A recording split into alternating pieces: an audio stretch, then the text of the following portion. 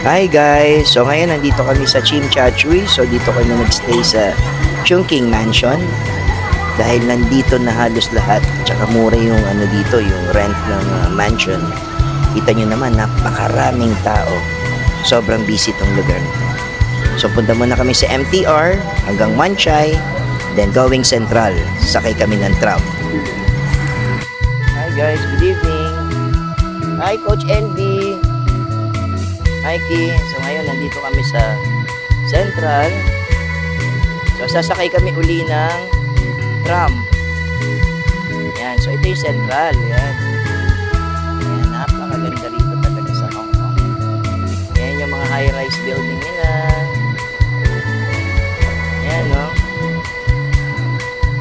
O, diba? Yan. So ganyan kaganda dito sa Hong Kong.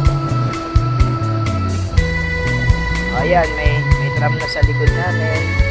Meron ding parating. Ayan. Ayan. So, diyan kami sasakay.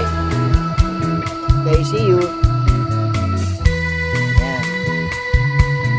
Ito, hindi ko alam kung library ba yan o ano. So, iconic din yung lugar niya. Dito sa Central. Nandito si Carl. Napapaligiran tayo ng magagandang establishment. So isa to sa mga dinadayo sa Hong Kong, yung Central, kasi yung Hong Kong City of Lights talaga siya. Napakaganda niya. O, see you guys. Guys, yun na yung building sa likod ko. Sa poster nyo lang yun makikita. Ayan, napakaganda. So sasakay na tayo ng tram. Hey guys, ayan o. Ayan yung iconic building ng HSBC.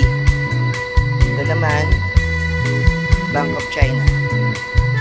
Okay, so mamaya bibideo natin yung loob ng tram, no? Okay, bye.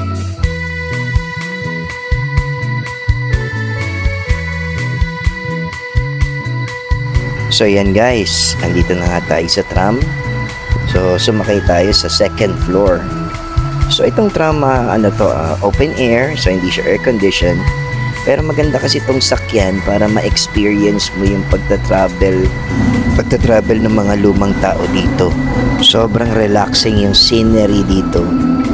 Ang ganda ng mga tanawin, mga establishment, mga kakaiba. Ang gaganda ng tao. Ang ganda ng tanawin dito. So siguradong may enjoy niyo ito for only $3.50. Highly recommended to. Thanks for watching guys. See you in the next vlog. Kain muna kami sa Wanchay. Bye!